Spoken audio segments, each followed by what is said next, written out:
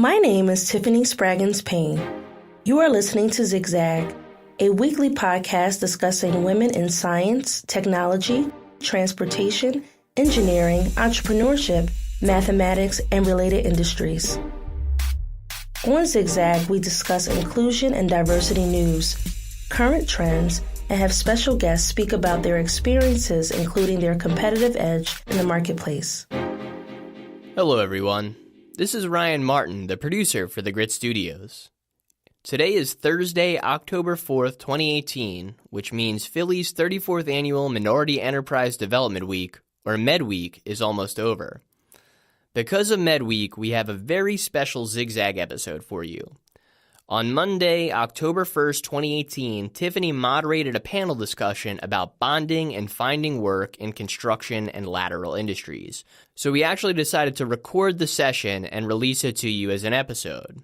Now, the discussion ran for about 45 minutes, so we broke it into two parts, and this is actually the second part. Now, if you haven't heard the first part yet, I would strongly recommend listening to that first. And there's actually going to be a link below in the show notes. You can just click on that and listen to it at your leisure. Please send any feedback you have at all about this specific episode or Zig Zag in general to grit@theenterprisecenter.com. That's GRIT@theenterprisecenter.com. Please enjoy. And without further ado, here we go. Today we have Ms. Iola Harper. She's a Deputy Director of the Office of Economic Opportunity with the City of Philadelphia Commerce Department. We also have Ms. Lisa Ashton Mattioli. She is the Diversity and Community Manager at Intech Construction, LLC. We have Ms. Michelle McDowell. She is the president of JMAR Insurance Agency, Inc. And last but certainly not least, we have Mr. Darin Gatti. He is the chief engineer of the City of Philadelphia's Streets Department. Darin, back to you. One of the things that we discussed when we were first coming together to host this bonding education program in Philadelphia was niche markets. And while we understand when you're putting these various packages together, similar to the OEO contracting opportunities, there are particular firms that meet a specific niche. And we see them over and over again bidding on these opportunities because perhaps they're the only firms certified or has that capability. How do you deal with that? What might be some recommendations that you can offer? Well, I suggest that everyone take a look at the OEO's list of certified, DBEs. Also the state certification list. They're broken up into categories for different types of work. And when you look at that, you'll see there's gaps in it. Now, those gaps are a problem for me because that limits our opportunities. And if someone, if you're looking through there and you see one type of work where there's like 30, 40 DBE companies, you see another type of work where there's one or two. Well, if you're trying to break into the market, if you're into that with that group of 30 or 40, that's a lot more competition than the one or two. So, we would like to see no gaps in there. We would like to see small companies in every facet of construction because these companies grow up into big companies eventually. We're looking for the next generation of contractors. And if you're not sure where you want to go with it, take a look and see where those gaps are, because that's where the real opportunity is, because it's easier to get someone's attention if there's, if you're a DBE and there aren't any other DBEs doing that kind of work, and there's a gap there and there's a need for that work because we do all this stuff, there's an opportunity there to get attention. And it makes it a little bit easier to get started. Thank you, Darin. I think that, as we talk about the gaps, that's really the power of this partnership that we have here, working across industry, because from everyone that you see sitting up here, they have access to a different audience of firms, right? But a different audience of firms that have specific needs, specific challenges, but at the same time, collaboratively, we can help to fill those gaps. And so as I think about this, Iola, I would love for you to talk about one of your favorite topics, which is also mine, the intellectual capital piece. And there are 6 C's that, you know, if you can just give like a high level overview I don't know if I remember them without my slide. But one is cash flow, understanding your numbers. Do you know your numbers? Bottom line, probably the most important thing that a business owner can, and from an intellectual capital perspective, understanding. And I found that whether a business makes a couple $1,000s a year or a couple $1 million a year, oftentimes the CEOs of those firms do not have a tight grasp of the influx and outflow of money and the implications of that money. Let's see, we got cash flow. We have, I'm just going to give you 6 because I don't remember all of the C's. The second is staying connected to information. So do you read? Do you read industry-specific information? Do you understand what's going on in the city of Philadelphia? Do you understand what's going on in the state of Pennsylvania? Do you understand what's going on in the country? And believe it or not, everything impacts everything. So you can't exist as a business owner in this insular little world and pretty much look at the TV shows that you want to look at and, you know, read the literature that you want to read. You really have to broaden your horizons to a point where you have a broad understanding of what's going on in the country, a very specific understanding of what's going on in the city of Philadelphia. This is important. I have people come to me all the time and say, I didn't know about this. And it might have been something that was on the cover of the Daily News or on the news. And so as a business owner, there's nobody that's going to drop information in your lap. Nobody's going to say, here's information you need to know. You have to go out and you have to seek that information. So read, watch the news, go to industry conferences is a third. So are you connected? Is another C. Are you connected to sources of information?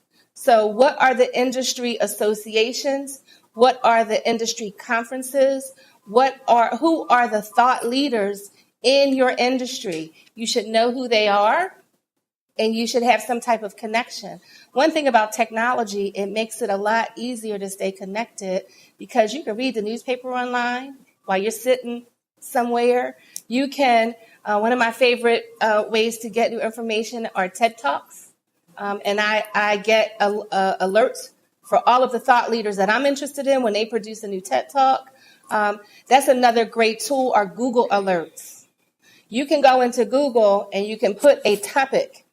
And anytime any information about that topic comes up in any article, video, Google will alert you. So I put in disadvantaged businesses, minority business, women-owned businesses. So Google alerts me. And so I'm able to pull up information, something that might have happened in St. Louis. As a matter of fact, yesterday was a case in St. Louis. Many of you might have heard, this is an aside, but about the gentleman who took a DNA test and found that he was 4% African. This is a man who appears as a white male. And the majority of his ancestry is European. But because he is 4% African, he wants to get minority certified. And this is going to be a new case. This is new. It is new for all of the certification agencies that are grappling with how do you handle this because he is, in fact, 4% African. So these are the type of things in my industry that are important to me, but you have to have that awareness for yours, for your industry. And I think the last thing that I'm going to offer, I don't know if I gave 6 or not, but we only have a few more minutes here, is are you connected to individuals right in this room? Are you connected to individuals in the city, in the government, in corporations? You have Intech right here. You have the streets department. You have a surety expert right here. So are you connecting to each other and to thought leadership on a local level? So those are some of my C's. I don't remember all of my C's off the top of my head. It's okay. You'll be able to access that information I'm via going to send my the PowerPoint, podcast and you'll be able to put it in the up. PowerPoint. Yep. There you go. So we're going to cut over to Lisa. Lisa, 7 out of 10 new firms survive at least 2 years, half at least 5 years, a third at least 10 years, and a quarter stay in business 15 years or more. Now, you work for a legacy construction firm. Yeah. And so with that being said, the advent of your position and the work that you do is really a testament to the thought leadership and the vision, the having the forethought to say, hey, we need to be more inclusive. Could you talk a little bit about how you came on board with Intech and a little bit about your vision and how you've been able to really see that vision through in partnership with Intech?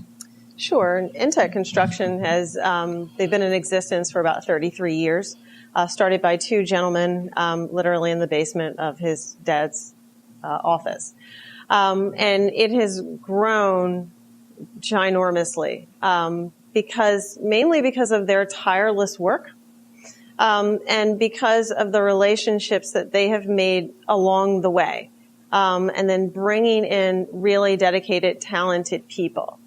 And about 15, 16 years ago, they decided that, with all the talk about diversity and inclusion and small business, minority businesses, that they were going to bring in a professional that really just focused on bringing in and engaging minority-owned businesses in the city of Philadelphia to come and contract and work on Intech projects.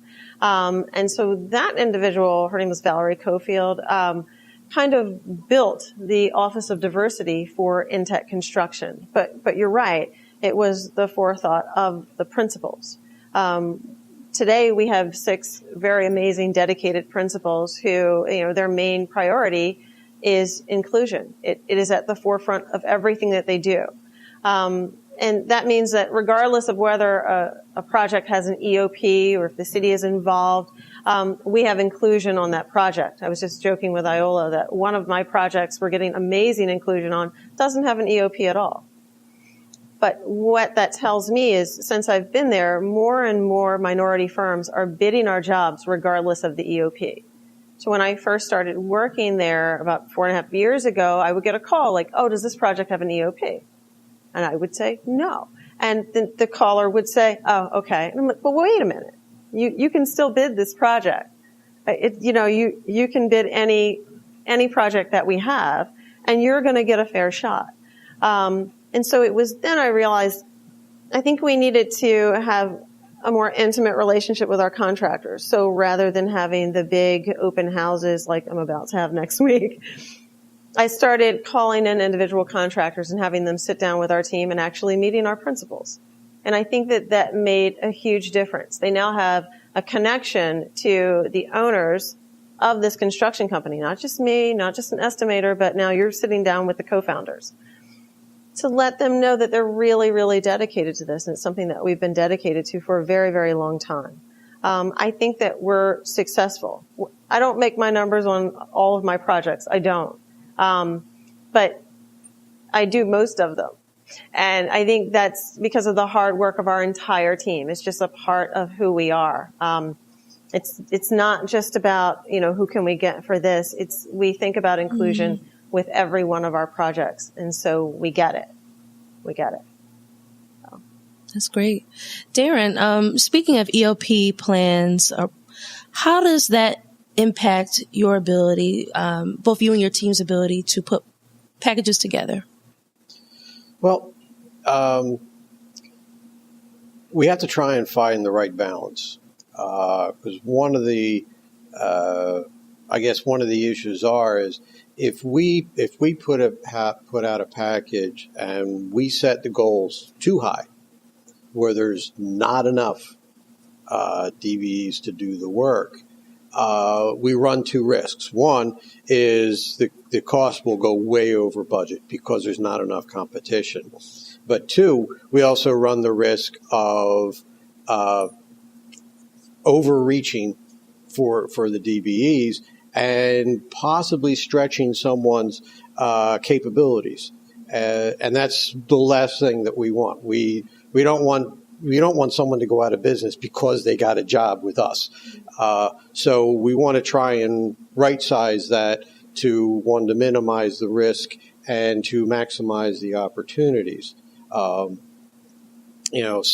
we're looking at the sizes, the number of the firms that are out there, and the types of items that we do. And sometimes we'll change the specs around to better match the opportunities that we have and the people that are available to do that kind of work. Thank you. Yeah. Did he answer the question? Are we satisfied? That's the question. I am.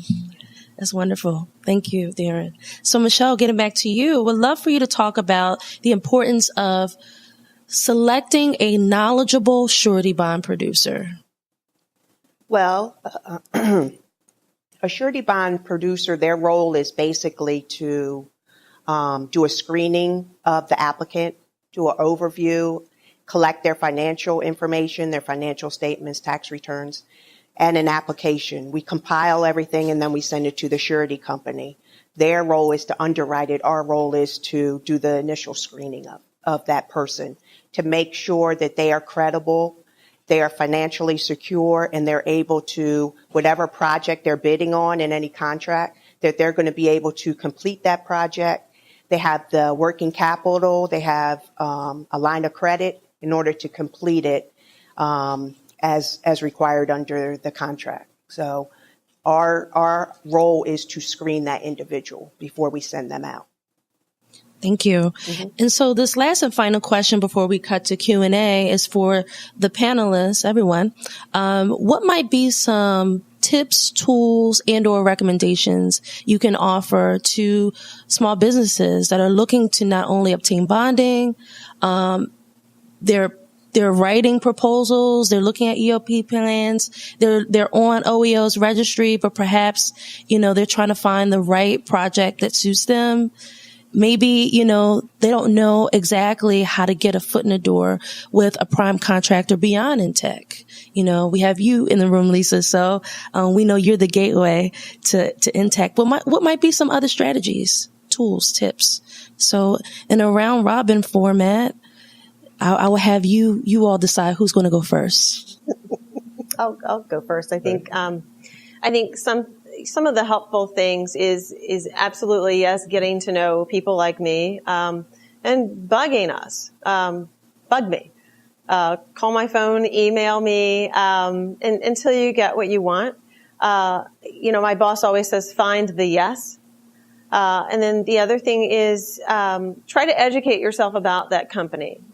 So when people see Intech signs, it's usually some big black and white sign on a very tall building. They don't know that we build Wawas and Rite Aids and grocery stores and smaller projects like that. They have no idea about our renovations and interiors department as much as I can talk about it as much as I can. But kind of get to know, that contractor and find out what opportunities fit your company. That skyscraper may not fit your company, but that Wawa might be a perfect fit. So, thank you, Lisa. I would say that there are multiple target markets for you all. So, of course, the Intechs of the world are targets if you are a construction firm. So there are the prime opportunities or the opportunities directly with the city, but there is a secondary and even a tertiary target market that includes the prime contractors themselves. So know that it's not necessarily about marketing yourself or promoting yourself directly to Lisa or directly to the streets department. It could be marketing to the Keatings of the world or the Intechs of the world or the other prime contracting organizations. So, and then there is even tier 3 opportunities. So that's also marketing yourself to subcontractors. Right. So it just really is about kind of getting to know your industry, getting to know the players in your industry, and figuring out how to get some of the pie. And so I always believe that some of the pie is better than none of the pie. And I'm not saying that we settle for some of the pie, but I am saying that oftentimes it's getting that foot in the door. Sometimes people get their certification, they get on the registry, and they're like, all right, I want a contract at Comcast. And I don't know if any of you saw that commercial. It was these three old ladies, and one of them would say, that's not how any of this works. That's not how this works. And so it's understanding that this is a process, and that it is about the relationships. I want to just piggyback off of what you said.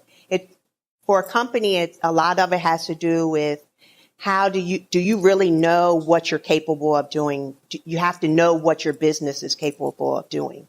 So I think once you understand that, you'll be able to understand that maybe I can't bid on a $500,000 project if I don't have the money or the working capital to complete that project. Maybe I'll bid on a $50,000 project, and then you can complete that, and you'll have money, you'll make a profit, and then maybe the next time you can bid on something else that's larger. It also has to do with your networking, events like this. You never know who you're going to meet in the room.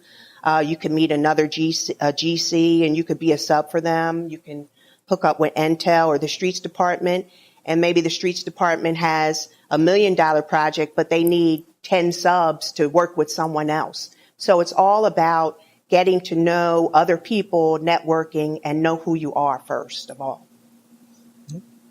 Number one rule, listen to your surety agent.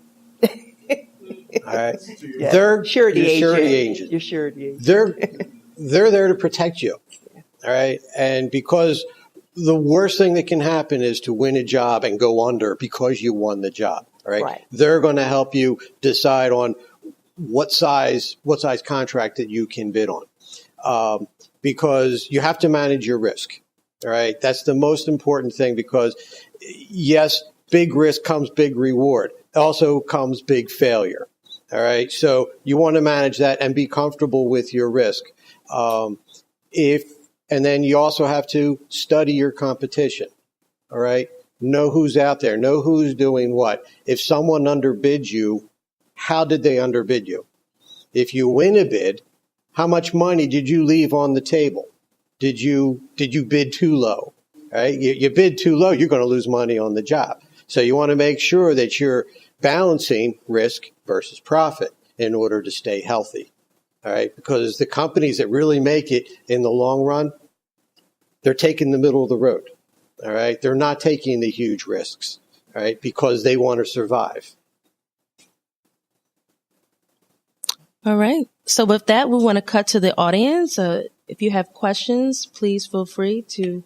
I'm going to invite you to come up because we have one mic and we want to make sure that we get your question. So if you have a question, please expeditiously come up to the mic. As a startup business, the bonding issue and the certification issue is most prevalent on my mind. The steps. Do you even look at people who haven't been in business for longer than a year? Do you even work with individuals who don't quite yet? I have a projected cash flow, but I don't have any specific statements. Well, typically a surety wants to see a business that's been around for 3 years at least, Right, so that they have a track record and they have a history.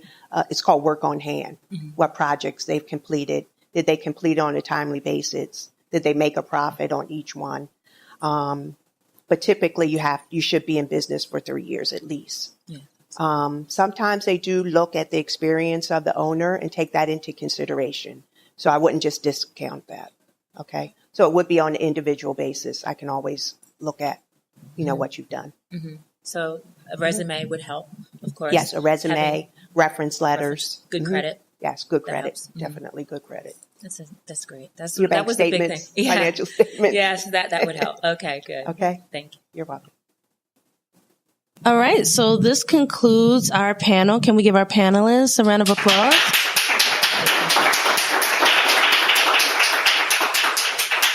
Again, thank you so much for coming out today to your roadmap to bonding and lucrative contracting opportunities. We hope you found it worthwhile. I certainly did. And continue to enjoy Met Week and have a wonderful day. Thank you. My name is Tiffany Spraggins-Payne, and I'm signing off. Hey everyone, this is Ryan again. We really hope you enjoyed this episode of Zig Zag. Now, more information about similar events and services to help small businesses grow can be found at theenterprisecenter.com. You can also find the Enterprise Center on Twitter at PhilaTEC, Facebook at TECCDC, and Instagram at West Philly Foods. And all those links are going to be below in the show notes. And if you enjoy our programming, the most important thing that you can do to support us is share this episode with your family and friends, and be sure to tag the Enterprise Center in all your posts. We will see you next week, and as always, thank you for listening.